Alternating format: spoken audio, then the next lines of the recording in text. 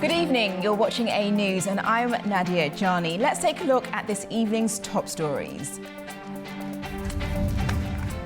Trump tells Iran to reopen the Strait of Hormuz or the US will obliterate its power plants. US and Ukrainian officials are holding peace talks in Florida as the fighting continues. And Slovenia is now the second EU country to impose fuel limits at gas stations as the Middle East crisis continues.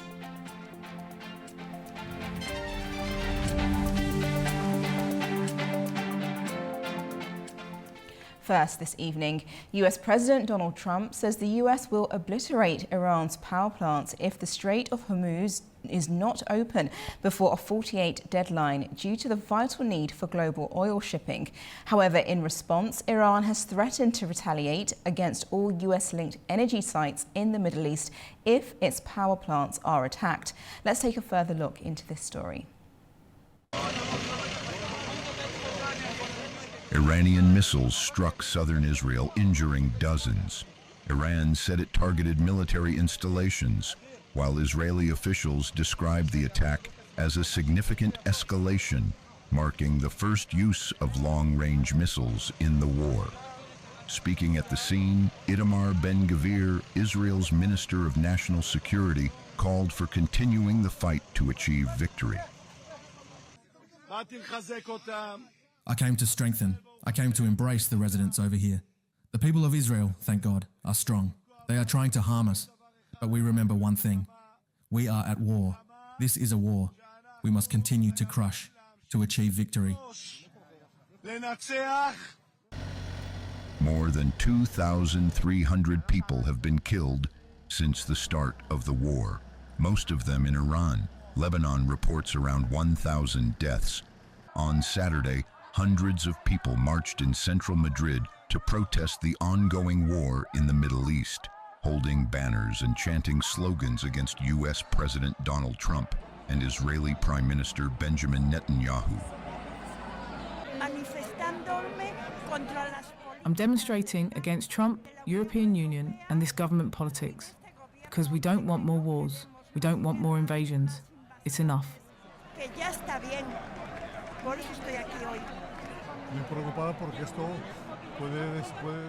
I'm worried because this can evolve into a nuclear conflict. Because let's imagine Israel may be losing this war, along with the United States.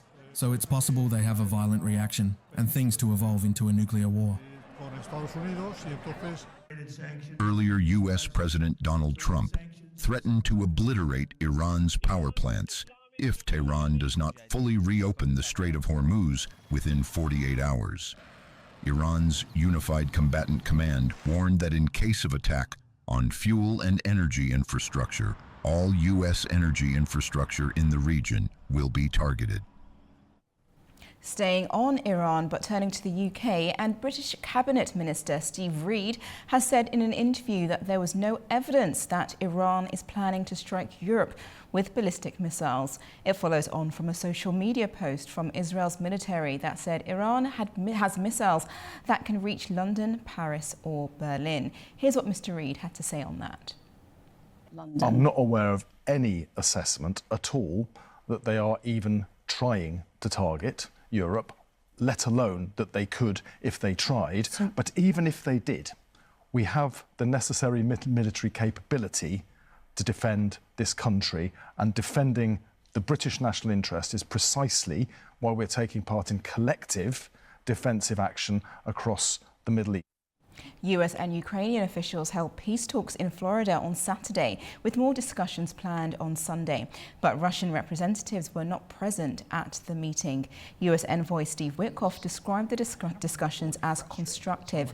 Ukraine President Volodymyr Zelensky, in his nightly video address, said pursuing the talks was critical to clinching a deal. Meanwhile, the fighting has continued, with several people having been killed in attacks on both sides. Ukrainian officials reported deaths in Zaporizhia and power outages in Chernihiv region, while Russian authorities said people were killed in shelling in the Belgorod region.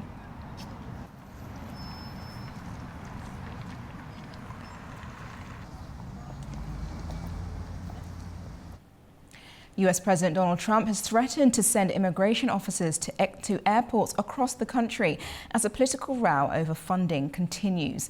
In a post on his Truth Social platform, Trump said agents from Immigration and Customs Enforcement, known as ICE, could be deployed as early as Monday. The threat comes during a partial government shutdown, which has left thousands of airport staff working without pay. Democrats have refused to approve more funding for immigration enforcement unless there are major reforms to how ICE operates.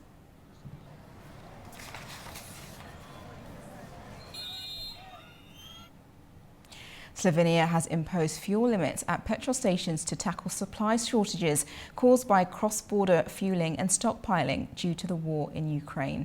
Service stations across the country displayed signs limiting fuel dispensing to 30 to 50 litres per customer, with many forecourts closed and long queues for those that remained open. Slovenia's Prime Minister Robert Golob announced restrictions of 50 litres per day for private vehicles and 200 litres for legal entities. Earlier this week, Slovakia also placed restrictions on diesel due to supply shortages. Here's what one customer had to say. For me, this is new. I didn't think it would happen so quickly, that it would be linked so quickly to the events taking place in Iran. I'm a bit surprised. We'll see. I think there isn't much in reserve, and it's going to go down very fast, and we might run out of fuel rather quickly. I don't know. Now to France, and voters went to the polls on Sunday to elect its city mayors in more than 1,500 towns and cities. The elections are seen as a test of the far-right's strength and the resilience of mainstream parties ahead of next year's presidential election. Voting is underway in France in the second round of local elections, seen as a bellwether for next year's presidential race. Most of France's 35,000-odd communes elected their councils in the first round last Sunday. But in municipalities where the contest is tighter, including most large urban areas, the second round will be decisive. I'm for a green Paris and for a Paris with social commitment, for a Paris that defends culture and that continues to subsidize it. The Conservative candidate from the Republicans Party for Paris mayor, Rachida Dati, voted on Sunday in the second round of ballots of France's municipal elections. Dati is in a close race in Paris, where opinion polls show victory for either her or the left's Emmanuel Grégoire is within their margins of error. I hope the French will participate because what's happening for me is a catastrophe. And the first thing I wanted to do after getting up was to go and vote. And I'm waiting impatiently for the results. But I'm very afraid because the race is very tight. In Paris, which has been run by the left since 2001, socialist Grégoire was ahead in the first round. But a far-right candidate decided to pull out of the runoff to help Dati, a former interior minister backed by President Emmanuel Macron, snatch the city away from the left, meaning it is now a very close race. Staying in France, and demonstrations against police violence and systematic racism took place in Nanterre, near Paris. Protesters gathered to demand justice for a teenager, Nahel Merzouk, who was killed by a police gunshot in 2023.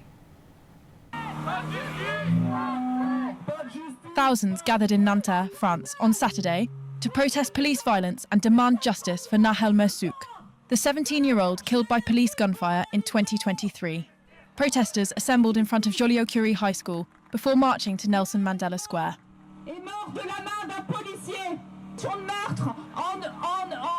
Participants carried signs reading "Justice for Nahel and all victims of police violence" and "In a country of human rights, the police are killing."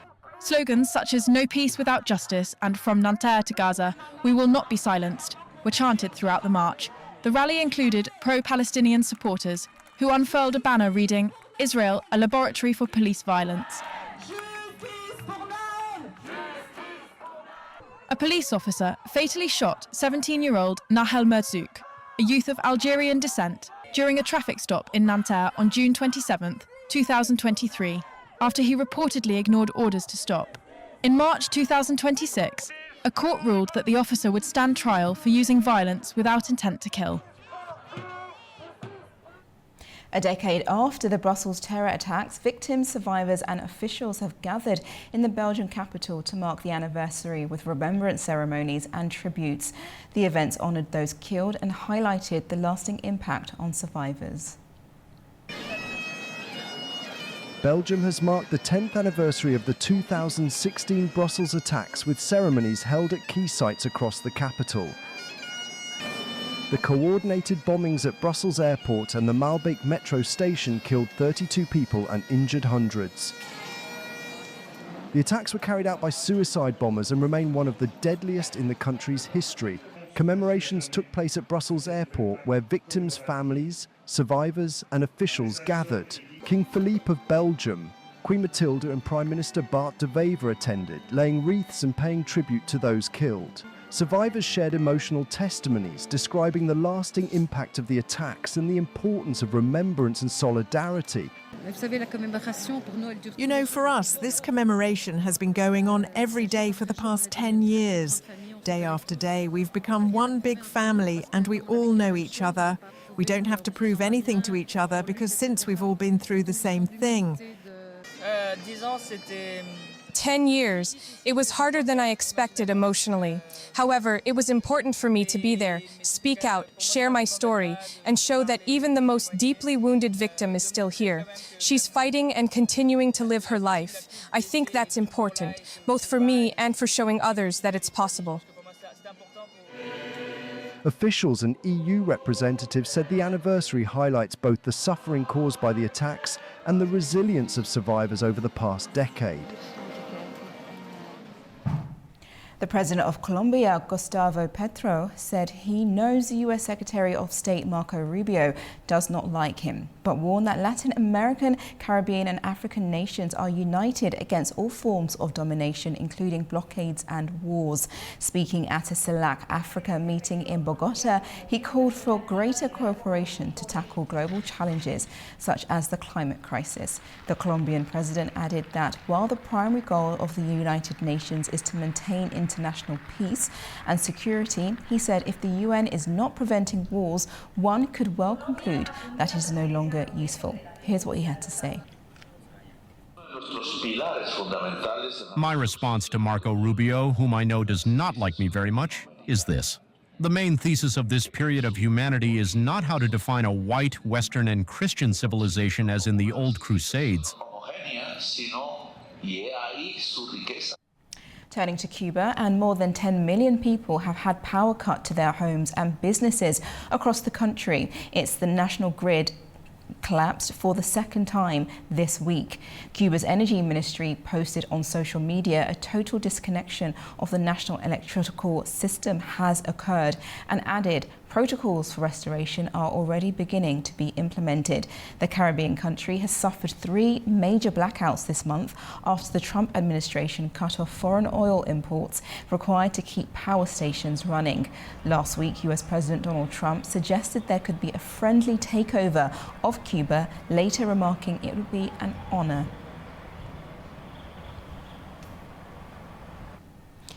Another area that is also being hit by sharp rise in oil prices is the global aviation industry.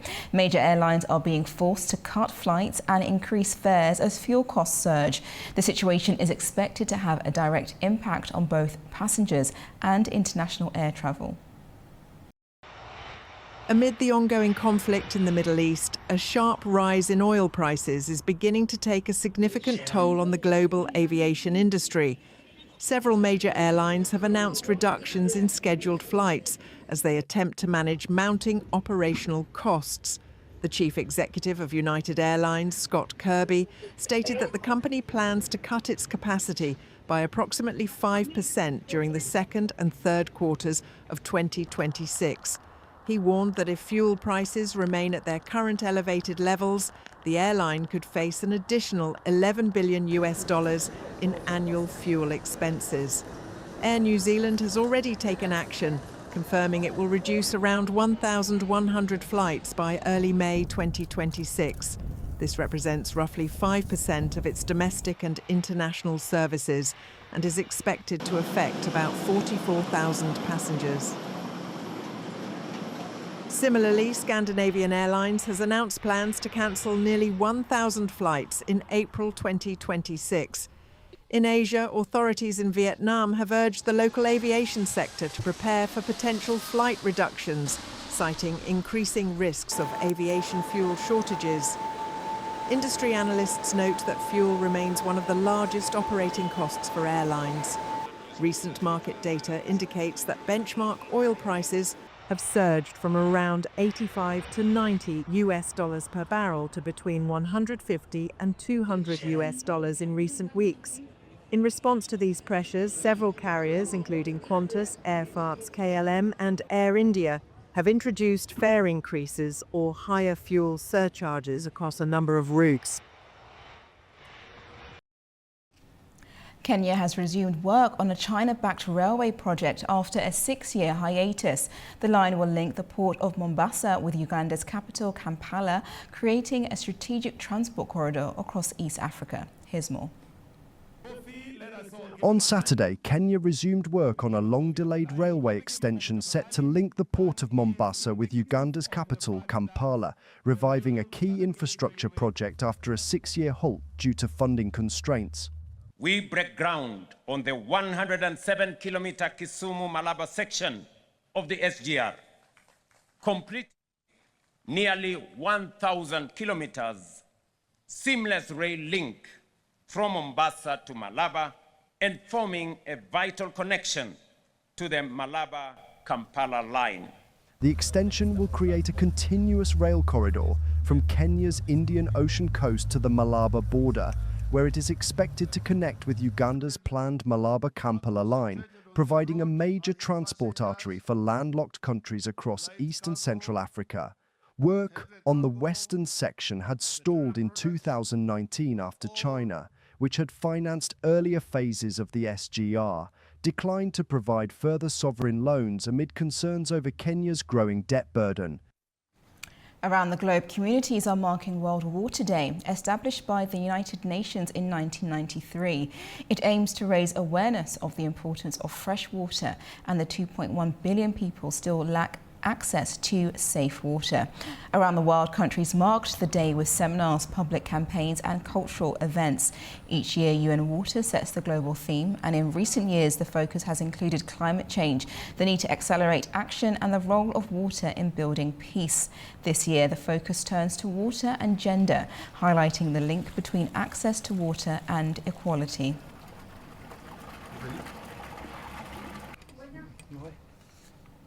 Now let's take a look at the major stories from the region.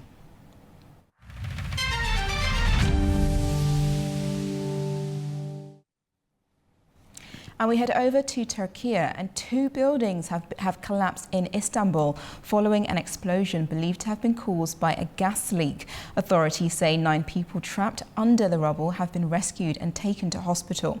However, search and rescue operations are continuing, with 2 individuals still believed to be trapped beneath the debris.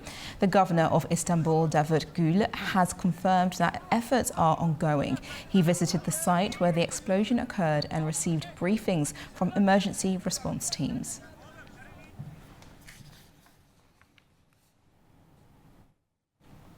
Seven people have been killed in a helicopter crash in Qatar's territorial waters on Sunday. Turkey's National Defense Ministry said 1 Turkish Armed Forces member and 2 Aselsan technicians were among the people killed. The Qatari and Turkish Defense Ministries said the helicopter crashed after a technical malfunction, which the Qatari ministry said was during a routine duty. It added that the exact cause of the crash will be determined following an investigation by Qatari authorities. Turkish President Recep Tayyip Erdogan expressed deep sorrow over the lives lost due to the terrible incident.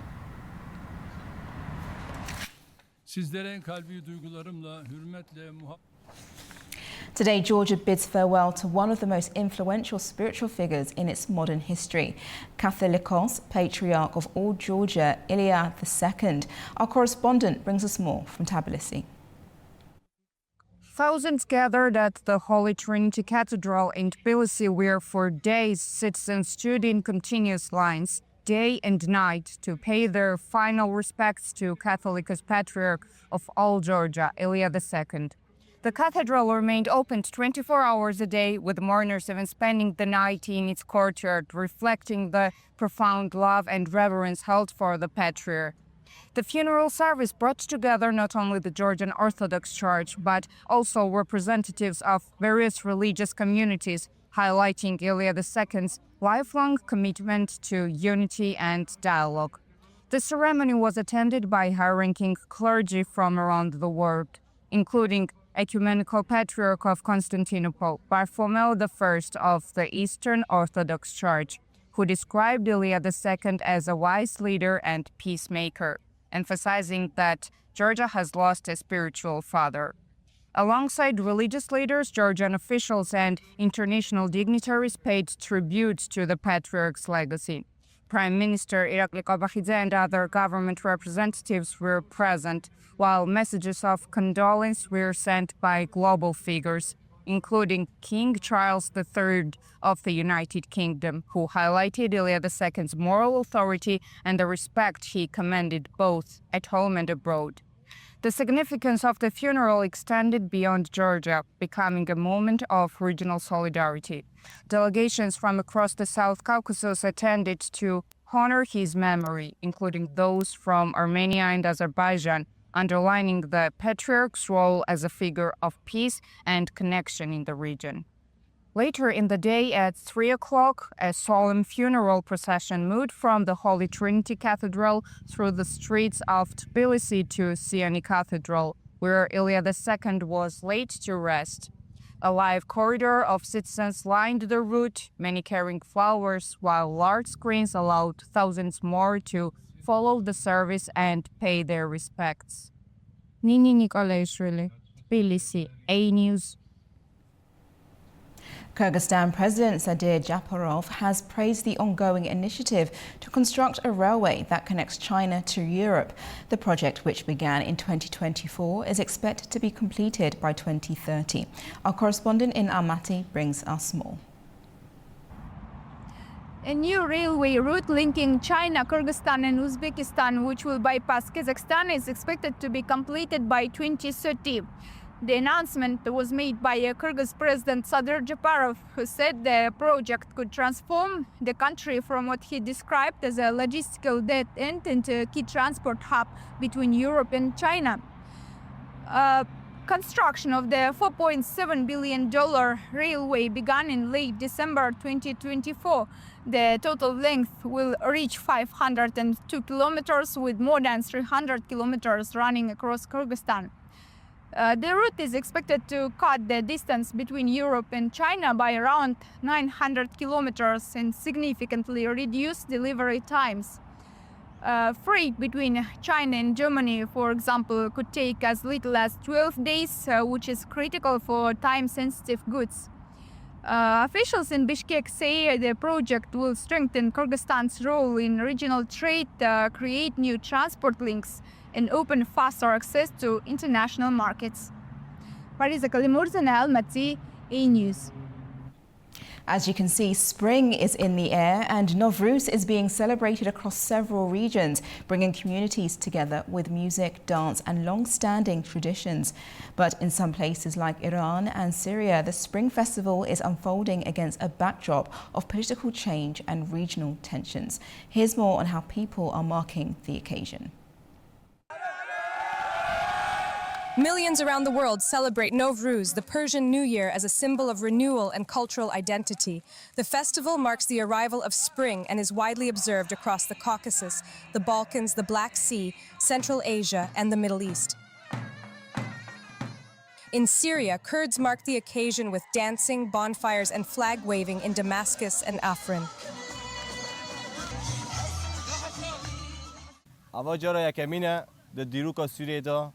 This is the first time in the history of Syria, in 2026, that Nowruz has been recognized by the new government, and we are very happy.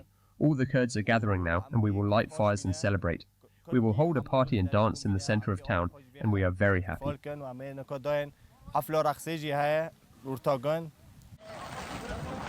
Across northern Iraq, residents in Erbil celebrated Nowruz and Ramadan despite official warnings against public ceremonies due to regional security tensions. In Iran, preparations for Nowruz were tinged with anxiety as markets in Tehran offered flowers and traditional items, while people remembered victims of recent attacks. Yet many Iranians expressed determination to celebrate the festival despite difficult times. We will hold Nowruz with more splendor, despite our broken hearts due to the events that have happened in our country. In Azerbaijan, the holiday was marked with festive markets, live music, traditional costumes, handicrafts, and local cuisine in Baku, attracting thousands of locals and tourists. As usual, festivities stretch from Baku Boulevard to the Old City, where exhibitors and performers bring the spirit to life. Here I personally showcase my handmade crafts. These bags, created under our national brand and decorated with traditional ornaments, are designed for nuts and candies. As you can see, everything from our clothing to our hats is made by hand by me. In Uzbekistan, another festive ceremony was held in Tashkent at the new Uzbekistan Garden. Uzbeks celebrated with national dances, rope walking, and holiday sweets. This year, local schools and cultural groups performed special Nowruz shows, and visitors enjoyed traditional games and exhibitions showcasing Uzbek heritage. Staying on the theme of cultural celebrations and festivals, humanoid robots have appeared in a traditional street procession in southern China, joining locals in a centuries-old folk ritual. The unusual mix of technology and culture drew much attention as the event unfolded in Jianyang. Here's more on that story. Humanoid robots have joined a traditional Ying Laoye folk procession in Jianyang in southern China, combining modern technology with a centuries-old cultural ritual. The event, also known as a Wandering Gods ceremony, is usually held in the first or second month of the lunar calendar. Villagers carry deity statues through the streets accompanied by drums, gongs and firecrackers, praying for safety and prosperity. This year, robots dressed in traditional clothing took part in the procession alongside performers and locals. They marched through the streets as part of the celebration, drawing attention from crowds. At one point, one robot appeared to malfunction and was carried by participants, while others continued moving with the procession. The event reflects both the preservation of local tradition and China's growing use of robotics in public cultural displays. Very interesting, they're humanoid robots. Well, that's the news for the hour. Thank you for joining me. I'll be back tomorrow morning to provide you with further updates of what's happening across the world and in the region. Don't go anywhere. Make sure you stay tuned to A News.